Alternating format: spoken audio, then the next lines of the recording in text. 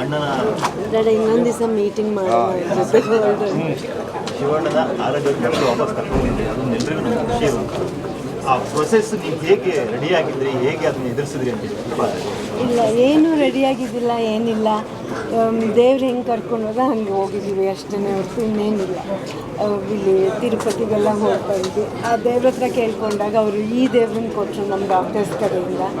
ಮನೋ ಡಾಕ್ಟರ್ನ ನಾನು ನಿಜವಾಗ್ಲೂ ತುಂಬ ನಂಬ್ಕೊಳ್ಳೇಬೇಕು. ಯಾಕಂದರೆ ಅಷ್ಟು ಪ್ರೀತಿ ವಿಶ್ವಾಸದಿಂದ ಅವ್ರು ಒನ್ ಆಫ್ ದ ಬ್ಯುಸಿಯೆಸ್ಟ್ ಅವರಲ್ಲಿ. 52 ಆಪ್ರೇಷನ್ಸ್ ಒಂದೊಂದು ದಿವಸ ಇರುತ್ತೆ ಅವರಿಗೆ, ಇಂಟರ್ವ್ಯೂಗಳ ಜೊತೆಗೆ. ಅವರು ಅಷ್ಟು ಬ್ಯುಸಿ ಇದ್ದಾರೆ ಅವ್ರು ಡಾಕ್ಟರ್, ಅಷ್ಟು ಬ್ಯುಸಿ ಇದ್ದಾರೆ. ಅದರಲ್ಲಿ ಆಮೇಲೆ ಅವರೇ ಹೇಳಿದ್ದು ನನಗೆ, ಡಾಕ್ಯುಮೆಂಟ್ರಿ ನೀವು ಮಾಡಲೇಬೇಕು, ಈ ಥರ ನಾನು ಪೇಷಂಟೇ ನೋಡಿಲ್ಲ ಅಂತ ಹೇಳಿದ್ರು ನನಗೆ ಅವರು. ಆಪರೇಷನ್ ದಿನ 24 ತಾರೀಕು ನಾವು ಕೂಡ ಇಲ್ಲಿ ಏನು ಆಗ್ಬೋದು ಅನ್ನೋದು, ಅಣ್ಣ ಹೊರಗಡೆ ಹೆಂಗೆ ಬರ್ಬೋದು ಅನ್ನೋ ಒಂದು ಕುತೂಹಲದಲ್ಲಿ ಆ ಮೂಮೆಂಟ್ ನೀವು ಹೇಗೆ ಎದುರಿಸಿದ್ರೆ? ಇಲ್ಲ, ಕಷ್ಟ ಆಯಿತು ಅವತ್ತು, ತುಂಬಾ ಕಷ್ಟ ಆಯಿತು. ಬಟ್ ಮಧು ಇದ್ದರು ಅವಾಗ. ಆಮೇಲೆ ಎಲ್ಲದನ್ನ ಹೆಚ್ಚಾಗಿ ನನ್ನ ಚಿಕ್ಕ ಮಗಳು, ಅವಳು ಇಲ್ಲ, ಈಗ ಅವಳು ಇದ್ರಲ್ಲಿ ಈಶೋ ಹತ್ರ ಫೋನಲ್ಲಿ ಮಾತಾಡ್ತಾರೆ. ಈ ಮಧು ವಾಪಸ್ ಆದಮೇಲೆ ನಮ್ಮ ಭೀಮಮ್ಮ ಬಂದರು, ನಮ್ಮ ತಾಯಿ ತಮ್ಮ ಅವ್ರು ಬಂದಿದ್ದರು. ಆಮೇಲೆ ಒಟ್ಟಿಗೆ ಎಲ್ಲರೂ ಒಟ್ಟಿಗೆ ಇದನ್ನು ಎದುರಿಸಿದ್ವಿ. ಜೊತೆಗೆ ಎಲ್ಲರದು ಇಲ್ಲಿ ಪೂಜೆಗೆ ನಡೀತಾಯಿತ್ತು, ಗೊತ್ತಾಗ್ತಾಯಿತ್ತು. ಎಷ್ಟೋ ನಮ್ಮ ಫೋನ್ಗಳಲ್ಲಿ ಕೂಡ ಕಳಿಸ್ತಾಯಿದ್ರು. ಅದನ್ನು ನಾನು ಧೈರ್ಯ ಇಟ್ಕೊಂಡು ಹೋದ್ವಿ. ನಾನು ಯಾವಾಗಲೂ ಒಂದೇನೆಂದರೆ, ಯಾವ್ದು ಹಂಗೆ ಬರುತ್ತೆ ಹಂಗೆ ತೊಗೊಂಡು ಹೋಗ್ತಾ ಇರ್ತೀವಿ ಮುಂದೆ. ನಾನು ತುಂಬ ಮುಂದಿಂದ ಯೋಚನೆ ಮಾಡೋಕ್ಕೆ ಹೋಗಲ್ಲ ನಾನು. ಅವತ್ತಿಂದ ಗೊತ್ತು ಆ್ಯಕ್ಚುಲಿ. ಇನ್ಫ್ಯಾಕ್ಟ್ ಅವ್ರದ್ದು ಆಪ್ರೇಷನೆಲ್ಲ ಆಗಿ ಡಾಕ್ಟ್ರು ಮನೋ ಬಂದು ಹೊರಗಡೆ ಹೇಳಿಬಿಟ್ಟು ನಮಗೆಲ್ಲ ಚೆನ್ನಾಗಿದೆ, ಫೈನ್ ಅಂತೇಳಿ ಹೋದರು. ಮತ್ತೆ 15 ನಿಮಿಷದಲ್ಲಿ ಮತ್ತೆ ಬಂದರು, ಏನೋ ಎಲಿವೇಟ್ ಆಗಿದೆ ಹಾರ್ಟ್ ವಿಷಯದ್ದು ಅಂತ ಹೇಳ್ಬಿಟ್ಟು. ಆಮೇಲೆ ನಮಗೆಲ್ಲ ತುಂಬಾ ಭಯ ಆಯ್ತು ಆ್ಯಕ್ಚುಲಿ. ಇನ್ಫ್ಯಾಕ್ಟ್ ನಾನು ಫ್ರೀಸ್ ಆಗಿಬಿಟ್ಟೆ, ಅಲ್ಲಿ ಮಾತೇ ಹೊರಡ್ತಾನೆ. ಅವ್ರ ಹತ್ರ ಹೋದ್ವಿ, ಕರ್ಕೊಂಡೋದ್ರು ಒಳಗಡೆ. ಆಮೇಲೆ ಅಲ್ಲಿ ಅಷ್ಟರೊಳಗೆ ಅವ್ರ ಡಾಕ್ಟರ್ ಟೀಮ್ ಬಂದಿತ್ತಲ್ಲಿ, ಇದು ಈ ಹಾರ್ಟ್ ಎಲ್ಲ ನೋಡೋರ್ದು ಟೀಮ್ ಬಂದಿತ್ತು. ಆಮೇಲೆ ಅವ್ರು ಹೇಳಿದರು, ಇಲ್ಲ ಇದು ಎಲಿವೇಟ್ ಆಗಿದೆ. ನನಗೇನು ಹೇಳ್ಬೇಕಾದ್ರೆ ಆ್ಯಕ್ಚುಲಿ ನಿವೇದಿತಾ ಕೇಳಿದ್ಲು ಅವ್ರನ್ನ. ಹಂಗಂದ್ರೆ ಏನು ಹೇಳ್ತೆ, ಏನಾದ್ರು ಆಗಿದೆ ಅಂತ ಇದ್ದರೆ, ಏನಾದ್ರು ಆಗುತ್ತೆ ಅಂತ ಇದ್ದರೆ ಏನು?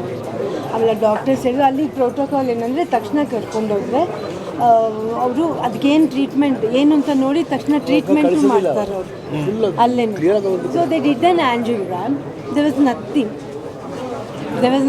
That was the best thing which ನಾನು ಕೇಳಿದ್ರು, ನನಗೆ ಗೊತ್ತಿಲ್ಲ, ನಾನು ಸುಮ್ಮನೆ ನೋಡ್ತಾನೆ ಇದ್ದೆ. ಹೌದಾ, ನನಗೆ ಅವಾಗ ತಾನೇ ಆಗಿ ಅಲ್ವಾ ಏನೋ ಹೇಳ್ತಾರೆ, ನನಗೆ ಗೊತ್ತಾಗಿಲ್ಲ.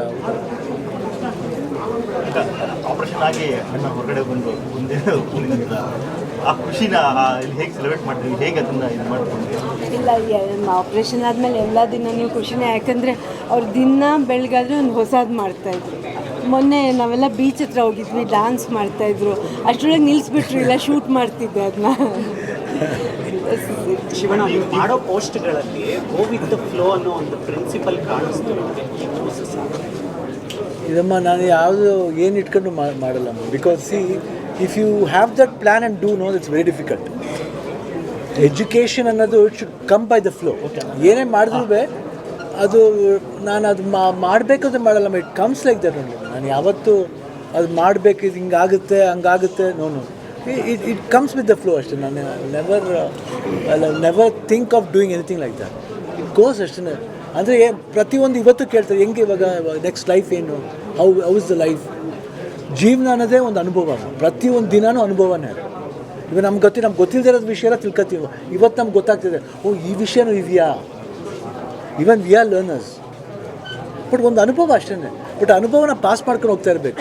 ನಾವು ಎಷ್ಟು ಸಿನ್ಸಿಯರಾಗಿರ್ತೀವೋ ಅನುಭವಕ್ಕೆ, ಆ ಅನುಭವ ನಮಗೆ ತಿರ್ಗಾ ಮರ್ಯಾದೆ ಕೊಡ್ತದೆ. ಹೇಳಿದ ಮರ್ಯಾದೆ ಕೊಡೋಲ್ಲ. ಅದ್ರ ತಕ್ಕಂತೆ ನಾವು ಹೋಗ್ತಾ ಇರಬೇಕು. ಅಂದರೆ ಜನ ಅಣ್ಣ ಮನೆಗೆ ಬಂದಿದ್ದಾರೆ, ಅವ್ರ ಮನೆಗೆ ಇನ್ನೂ ಜನಗಳು ಜಾಸ್ತಿ ಬಂದು ಮಾತಾಡ್ಸೋದು ಮಾಡ್ತಾರೆ. ಅವ್ರಿಗೆ ಏನು ಹೇಳ್ತೀವಿ? ಯಾಕಂದರೆ ಒಂದು ತಿಂಗಳು ರೆಸ್ಟ್ ಬೇಕಾಗುತ್ತೆ. ಏನು ಹೇಳ್ತೀವಿ ಅವ್ರಿಗೆ ಬರೋರಿಗೆ? ಇಲ್ಲ, ಅವ್ರಿಗೆ ನಾವೇನು ಹೇಳಬೇಕಾಗಿಲ್ಲ, ಅವ್ರಿಗೆಲ್ಲರಿಗೂ ಗೊತ್ತು. ನೀ ಯಾಕೆ ಒಂದು ತಿಂಗಳ ಜೊತೆ ಶೂಟಿಂಗ್ ಮಾಡೋದು ಬೇಡ?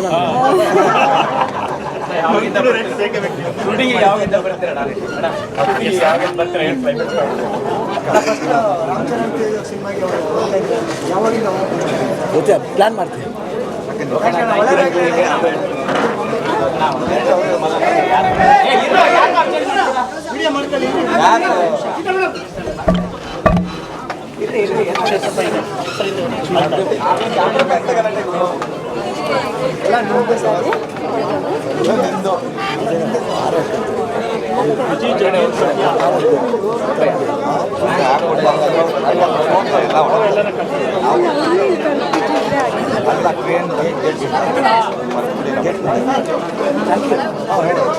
ನೀವು